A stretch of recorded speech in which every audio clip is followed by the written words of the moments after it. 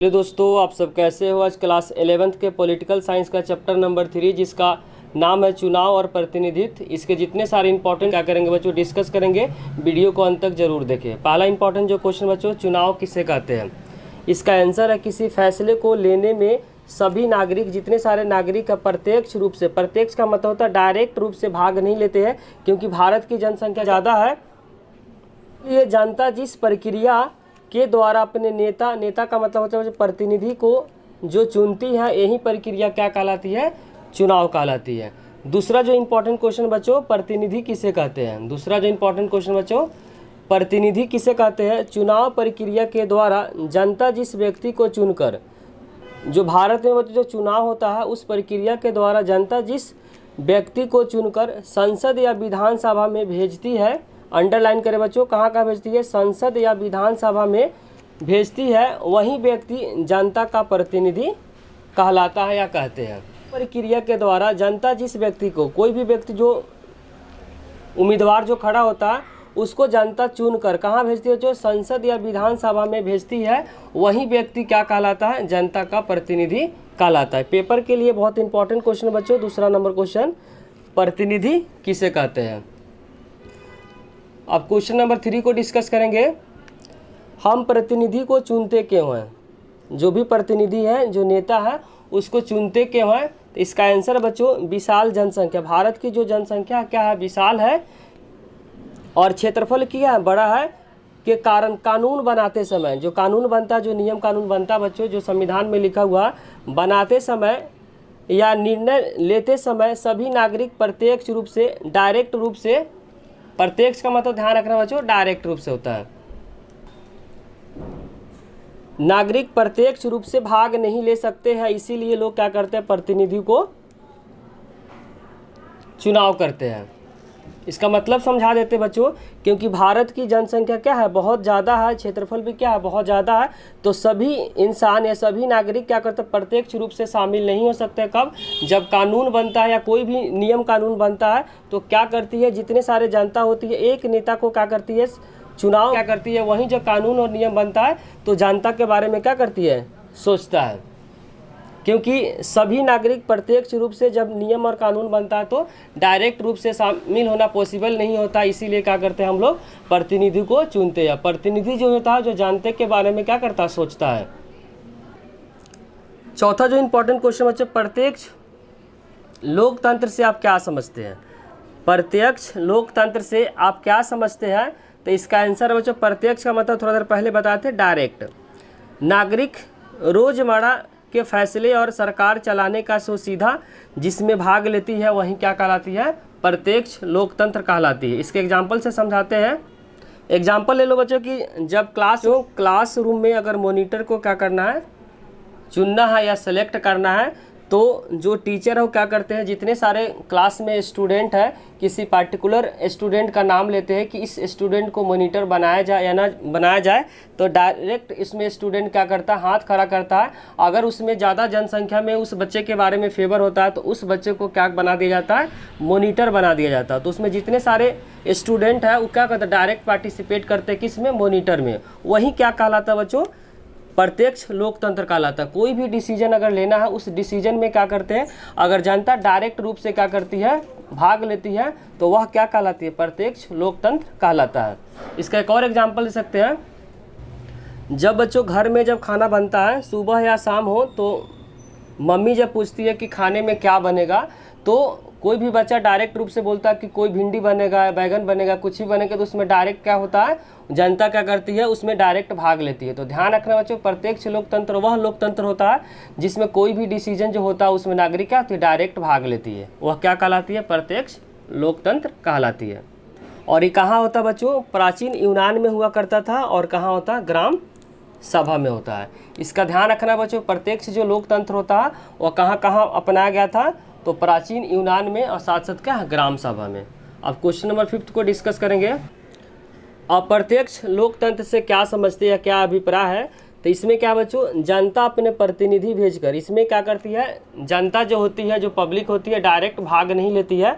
उसमें कौन भाग लेता है, जनता के द्वारा जो प्रतिनिधि जो चुनकर या भेजकर, लिखा हुआ जनता अपने प्रतिनिधि भेजकर सरकार के जितने सारे कार्यवाही में भाग लेती है वही क्या कहलाती है, अप्रत्यक्ष लोकतंत्र कहलाती है।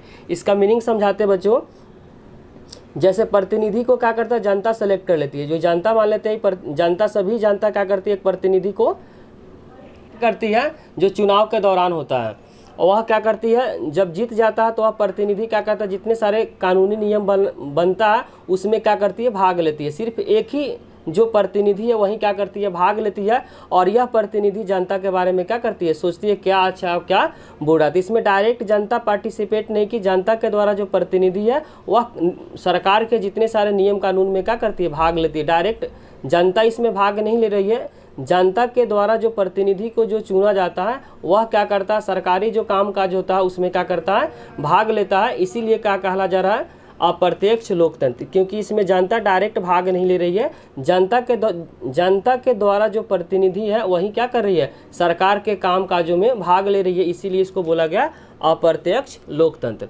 लेकिन प्रत्यक्ष लोकतंत्र में जो बताए थे बच्चों, जनता डायरेक्ट क्या करती है, कोई भी डिसीजन जब होता है उसमें भाग लेती है, वह क्या कहलाती है, प्रत्यक्ष लोकतंत्र कहलाती है। और अप्रत्यक्ष लोकतंत्र, ध्यान रखना बच्चों, जनता डायरेक्ट किसी भी डिसीजन में भाग नहीं लेती है, जनता द्वारा जो प्रतिनिधि को जो चुना जाता है वही भाग लेता है, तब उस तरह को लोकतंत्र को बोलते हैं बच्चों अप्रत्यक्ष लोकतंत्र। अगर बच्चों समझ में आ रहा हो तो वीडियो को लाइक, कमेंट और सब्सक्राइब करना चैनल को ना भूलें। अब हम लोग क्वेश्चन नंबर 6 बच्चों, ये भी इंपॉर्टेंट क्वेश्चन है कि मतदाता किसे कहते हैं। बहुत सिंपल क्वेश्चन है। मतदाता उन लोगों को कहते हैं जो 18 वर्ष की आयु को पार कर चुका हो और जो मतदान दे सकता है उसे मतदाता कहते हैं। कोई इंसान या मेल हो या फीमेल हो जिनका एज 18 वर्ष से पार कर चुका हो और जो मतदान देने के काबिल हो रखा है, उस तरह को क्या बोलते हैं, मतदाता कहते हैं। ध्यान रखना बच्चों, भारत में जो अभी एज है वोट देने का, पहले क्या था 21 ईयर्स था, अब उसको कम करके कितना कर दिया, 18 वर्ष कर दिया। ध्यान इस बात को रखना है कि पहले जो वोट देने का जो अधिकार था कितने वर्ष में था, 21 वर्ष में था, लेकिन उसको कम कर दिया, कितने वर्ष कर दिया, वर्तमान समय में वोट देने का जो अधिकार है वो 18 वर्ष है। इस पॉइंट को ध्यान रखें। नेक्स्ट जो इंपॉर्टेंट क्वेश्चन बच्चों, पेपर में बार बार ये क्वेश्चन क्या होता है, रिपीट होता है, इसको 10 स्टार लगाए क्योंकि क्वेश्चन क्या था, हर साल रिपीट होता है। भारत के प्रथम चुनाव आयुक्त कौन थे, उनका क्या नाम था, तो ध्यान रखना बच्चों सुकुमार सेन थे। प्रथम जो चुनाव आयुक्त थे उनका क्या नाम था, तो ध्यान रखना बच्चों सुकुमार सेन थे। क्या नाम था उनका, सुकुमार सेन। और नेक्स्ट जो क्वेश्चन है, राजनीतिक दलों का चुनाव चिन्ह कौन डिसाइड करता है, जो राजनीतिक जो दल होते हैं उस दल का जो चुनाव चिन्ह कौन डिसाइड करते हैं, तो ध्यान रखना बच्चों चुनाव आयोग ही क्या करते हैं, डिसाइड करते हैं, वहीं क्या करते हैं, सेलेक्ट करते हैं किस राजनीतिक दल को कौन सा चुनाव चिन्ह दिया जाएगा। नेक्स्ट जो इंपॉर्टेंट क्वेश्चन है, फर्स्ट पास्ट द पोस्ट प्रणाली का अर्थ क्या है, तो ध्यान रखना बच्चों जो इसका अर्थ होता है, इसका अर्थ है जिसे सबसे अधिक वोट मिलेगा वही क्या होगा, जीतेगा, उसी को बोलते हैं बच्चों फर्स्ट पास्ट द पोस्ट प्रणाली। जिसमें सबसे ज़्यादा जिसको वोट मिलेगा वही क्या होगा, जीतेगा या वही विजेता होगा, उसी को बोलते हैं। और नेक्स्ट जो इम्पोर्टेंट क्वेश्चन बच्चों, इसको इम्पोर्टेंट मार्क करें क्योंकि ये भी क्वेश्चन क्या होता है, बार बार रिपीट होता है। क्वेश्चन है, परिसीमन आयोग से आप क्या समझते हो और इसका गठन कौन करता है। ध्यान रखें बच्चों, क्या क्वेश्चन है, परिसीमन आयोग। इसका आंसर है, भारत में निर्वाचन आयोग के साथ काम करने वाली जो संस्था जो निर्वाचन क्षेत्र की सीमा तय करती है, क्षेत्र की सीमा जो तय करती है तथा आरक्षित निर्वाचन क्षेत्र को निर्धारण करती है, उसी को क्या बोलते हैं बच्चों, परिसीमन आयोग कहते हैं। और इसका गठन कौन करता है, राष्ट्रपति के द्वारा होता है। इसको अपने भाषा में समझाते बच्चों कि परिसीमन आयोग क्या होता है। भारत में निर्वाचन आयोग के साथ, भारत में अभी थोड़ा देर पहले निर्वाचन आयोग के साथ जो काम करने वाली एक संस्था है, जो क्या करती है, निर्वाचन आयोग के साथ जो काम करती है, वो संस्था जो क्या करती है काम, निर्वाचन क्षेत्र की सीमा डिसाइड करती है कि निर्वाचन जो क्षेत्र है उसका सीमा को डिसाइड करती है और आरक्षित निर्वाचन क्षेत्र को निर्धारण करती है, उसी को क्या बोलते हैं बच्चों, परिसीमन आयोग कहते हैं। परिसीमन आयोग का 2 काम है, पहला क्या है, निर्वाचन क्षेत्र की सीमा को तय करना, और साथ साथ दूसरा उसका काम है आरक्षित निर्वाचन क्षेत्र को निर्धारण करना। निर्धारण करना, यही क्या होती है बच्चों, परिसीमन आयोग होती है। और इसका गठन कौन करता है, तो ध्यान रखना बच्चों, राष्ट्रपति के द्वारा क्या होता है, परिसीमन आयोग का गठन होता है। नेक्स्ट जो इंपॉर्टेंट क्वेश्चन है बच्चों, भारत के निर्वाचन आयोग का कार्य कौन कौन सा, काम कौन कौन सा है, तो इसके बहुत सारे काम है बच्चों, कम से कम 5-6 काम को ध्यान रखना कि निर्वाचन आयोग का काम कौन कौन सा है। पहला काम बच्चों, मतदाता सूची तैयार करना। मतदाता सूची का मतलब हुआ कि कौन कौन सा वोट दे सकता है, उसका क्या करता है, एक लिस्ट तैयार करता है। वहीं किसका काम होता है बच्चों, निर्वाचन आयोग का होता है कि एक क्या करता है, लिस्ट तैयार करता है, उस लिस्ट में होता है बच्चों कौन कौन सा वोट दे सकता है। दूसरा पॉइंट है चुनाव का संचालन करना, कि चुनाव कब होगा वह डेट जो डिसाइड करता है, कौन डिसाइड करता है, तो ध्यान रखना बच्चों, चुनाव आयोग डिसाइड करता है। तीसरा जो है स्वतंत्र एवं निष्पक्ष चुनाव करवाना, किसी भी प्रकार का भेदभाव का चुनाव नहीं करवाता है, कौन, चुनाव आयोग का काम है स्वतंत्र एवं निष्पक्ष चुनाव करवाना, किसी भी प्रकार का भेदभाव नहीं होना। और आचार संहिता जारी करना, तो जब चुनाव का डेट जब फिक्स हो जाता है तो कुछ नियम और कानून आते हैं, उसी को बोलते हैं आचार संहिता। और नेक्स्ट जो इम्पोर्टेंट पॉइंट है, राजनीतिक पार्टियों का चुनाव चिन्ह जारी करना। जितने सारे राजनीतिक पार्टी होता है उसका जो चुनाव चिन्ह जो जारी करता है, कौन करता है बच्चों, उसका काम होता है निर्वाचन आयोग का काम होता है। और राजनीतिक पार्टियों का पंजीकरण, पंजीकरण का मतलब होता है बच्चों रजिस्ट्रेशन कराना। कोई भी अगर नई पार्टी अगर बनाना चाहती है तो उसके लिए पहले क्या करना पड़ेगा, राजनीतिक पार्टी का रजिस्ट्रेशन होगा। वो रजिस्ट्रेशन का जो काम होता है वह काम किसका होता है, तो ध्यान रखना बच्चों, निर्वाचन आयोग का काम होता है। और नेक्स्ट जो इम्पोर्टेंट पॉइंट है, चुनाव के दौरान उम्मीदवारों के दौरान खर्च की जाने वाली राशि की सीमा को तय करना, क्योंकि चुनाव के दौरान जो उम्मीदवार होते हैं पैसा क्या करते हैं, बहुत खर्च करते हैं, तो उस खर्च का जो राशि है वो जो सीमा क्या करती है, तय करती है। कौन तय करती है, चुनाव आयोग। फिर से पॉइंट को रिपीट करते हैं, चुनाव के दौरान जो भी उम्मीदवार भाग लेता है उसके द्वारा खर्च की जाने वाली राशि को क्या करता है, डिसाइड करता है, सीमा को निर्धारण करता है। इतने सारे पॉइंट है बच्चों, निर्वाचन आयोग का काम है। इसमें से कम 6 या 7 पॉइंट अच्छे से याद करें क्योंकि पेपर के लिए बहुत इंपॉर्टेंट है। नेक्स्ट जो इम्पोर्टेंट जो क्वेश्चन है बच्चों, चुनाव प्रणाली के दोष। ये भी क्वेश्चन क्या है, लॉन्ग के लिए इंपॉर्टेंट है कि चुनाव प्रणाली के दोष कौन कौन से। पहला क्या बच्चों, अधिक धन खर्च करना, क्योंकि जो उम्मीदवार होते हैं बहुत ज़्यादा पैसा क्या करते हैं, खर्च करते हैं। दूसरा इंपॉर्टेंट जो पॉइंट है, वोटों को खरीदा जाना। क्या करते हैं बच्चों, वोटों को खरीद लेते हैं, कैसे, पैसे के बदौलत। उसके बाद है जात और धर्म के नाम पर वोट को मांगना। इसमें भी होता है बच्चों, जात और धर्म के नाम पर क्या करते हैं, वोटों को मांगते हैं। ये भी क्या है, एक तरह का दोष है। चौथा जो इम्पोर्टेंट पॉइंट है, राजनीतिक में अपराधियों को बढ़ती भागीदारी। जितने सारे बच्चे जो अपराधी है वो भी क्या करते हैं, इसमें खड़ा होते हैं, उम्मीदवार में खड़े होते हैं, वो भी क्या एक तरह से गलत है। राजनीतिक में अपराधी हो, जितने सारे क्रिमिनल है, बहुत सारे क्रिमिनल क्या है जो राजनीतिक पार्टी में जो खड़े होते हैं वह क्या है, उसका जनसंख्या दिन पर दिन क्या हो रहा, बढ़ रहा है, वो भी क्या है, एक चुनाव प्रणाली की दोष है। लुभावने वादे करना, जब कोई भी उम्मीदवार जब बच्चों खड़ा होता है तो बोलता है कि मैं ये कर दूंगा वो कर दूंगा, कुछ लुभावना देते हैं किसको, पब्लिक को, मतलब जनता को। और नेक्स्ट जो इम्पोर्टेंट पॉइंट है, चुनाव में हिंसा का प्रयोग। कभी कभी क्या होता है बच्चों, जहाँ पे चुनाव होता है, जहाँ पे वोट होता है, वहाँ पे क्या करते हैं, हिंसा हो जाता है। और नेक्स्ट जो इम्पोर्टेंट पॉइंट है, वोट के बदले पैसे। उसमें लालच दिया जाता है पब्लिक को कि अगर आप वोट देंगे तो हम पैसा देंगे या वस्तु देंगे, अन्य कोई चीज़ प्रकार का लालच देते हैं। किसको बच्चों, पब्लिक को। उम्मीदवार जितने सारे होते हैं वह क्या करते हैं, वोट को बदले पैसे देते हैं या वस्तु देते हैं या अन्य प्रकार के लालच देते हैं। ये भी एक तरह का क्या है, दोष है। किसका बच्चों, चुनाव प्रणाली का। इतने सारे इंपॉर्टेंट जो दोष है, इसमें से कम 6-7 पॉइंट अच्छे से याद करें। पेपर में क्वेश्चन भी क्या होता है, बार बार रिपीट होता है। अब क्वेश्चन नंबर 12 को डिस्कस करेंगे। नेक्स्ट जो इम्पोर्टेंट क्वेश्चन बच्चों, लोकसभा एवं विधानसभा सदस्य बनने के लिए संविधान में कौन कौन सी योग्यताएं तय की गई है। अगर किसी भी इंसान को या तो लोकसभा या विधानसभा का सदस्य बनना है तो उसके लिए क्या क्या योग्यता होना चाहिए। जो भारत का नागरिक हो, अगर भारत का नागरिक होगा तभी क्या कर सकता है, लोकसभा या विधानसभा का सदस्य बन सकता है। दूसरा जो इम्पोर्टेंट पॉइंट है, कम से कम उसका जो एज होना चाहिए 25 वर्ष या 25 वर्ष से अधिक एज होना चाहिए। जो मिनिमम एज है बच्चों, ध्यान रखना, लोकसभा या विधानसभा का सदस्य बनने के लिए जो मिनिमम एज है, जो कम से कम एज होना चाहिए वह 25 साल होना चाहिए। दोनों पॉइंट को रिपीट करते हैं। पहला जो इम्पोर्टेंट पॉइंट है कि भारत का नागरिक होना चाहिए, उसका कम से कम जो एज होना चाहिए 25 वर्ष या 25 वर्ष से अधिक होना चाहिए, कम नहीं होना चाहिए।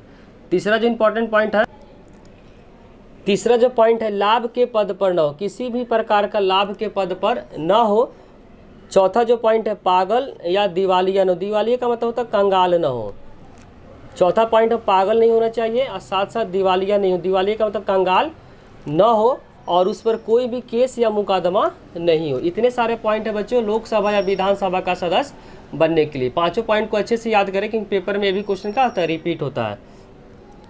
क्वेश्चन नंबर 12 में गिवन है, सर्वाधिक वोट पाने वाले की जीत और समानुपातिक प्रतिनिधित्व चुनाव व्यवस्था में अंतर लिखिए। तो पहला लिखेंगे बच्चों सर्वाधिक वोट पाने वाले के बारे में। पहला है सर्वाधिक वोट पाने वाले की जीत। पहला पॉइंट है बच्चों ये क्या होता है, भारत में अपनाया गया हुआ, देश के छोटे छोटे निर्वाचन क्षेत्र में बांट देता है। ये भी डिफरेंस आता है पेपर में। तो पहले के लिखेंगे सर्वाधिक वोट पाने वाले की जीत, इसमें क्या लिखेंगे 4 पॉइंट और अगले में भी क्या करेंगे 4 पॉइंट को लिखेंगे। इसमें क्या होता है बच्चों, देश के छोटे छोटे निर्वाचन क्षेत्र में बांट देना। दूसरा जो पॉइंट है, हर निर्वाचन क्षेत्र से एक ही प्रतिनिधि को चुना जाता है और मतदाता प्रत्याशी को क्या करता है, वोट देता है। मतदाता होता है जो प्रत्याशी, जो उम्मीदवार खड़ा होता है उसको क्या करता है, वोट देता है। और चौथा प्रत्याशी मतदाता को व्यक्तिगत जानता है, उसको पर्सनली क्या करता है, सो जो प्रत्याशी होता है वो मतदाता को जानता है। और समानुपातिक प्रतिनिधित्व में 4 पॉइंट लिखेंगे।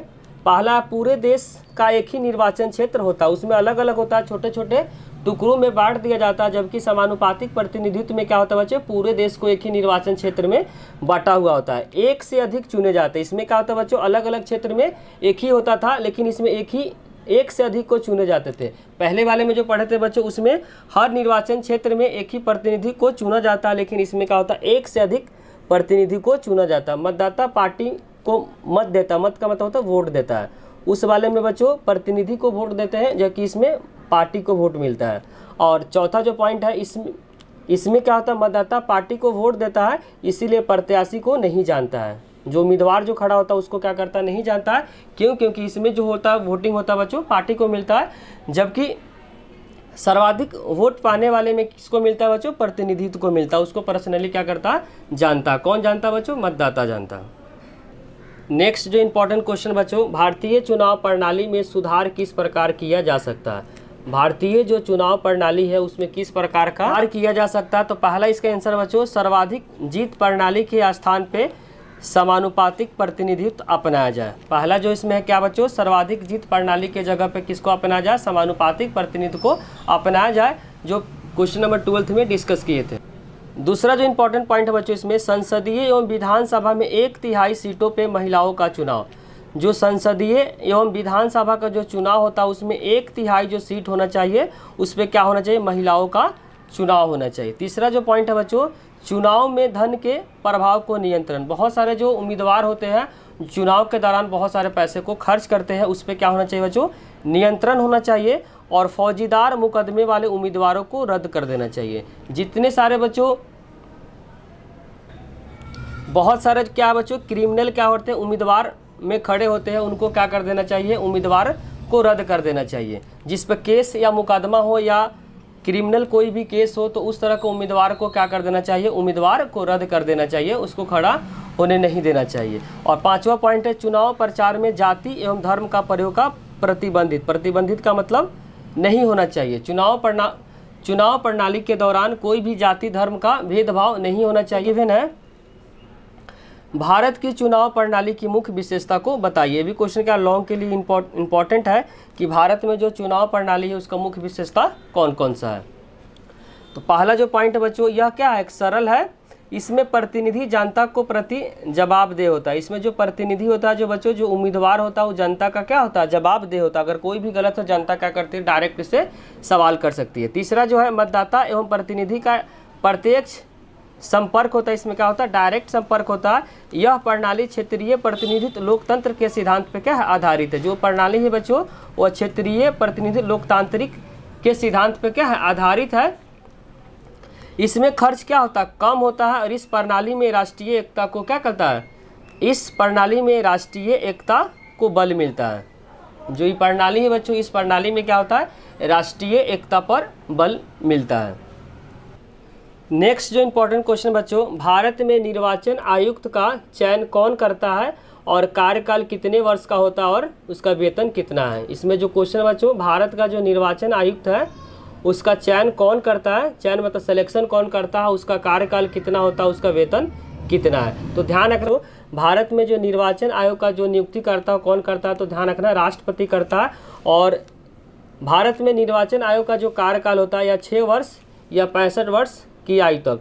अगर 6 वर्ष हो या 65 वर्ष, दोनों में से जो पहले होगा वह होगा। अगर कोई उम्मीदवार है जिसका एज मान लेते हैं कि कितना 62 वर्ष का है, तो 4 साल के बाद क्या होता है, रिटायर हो जाए, क्योंकि उसका एज क्या है 65 वर्ष।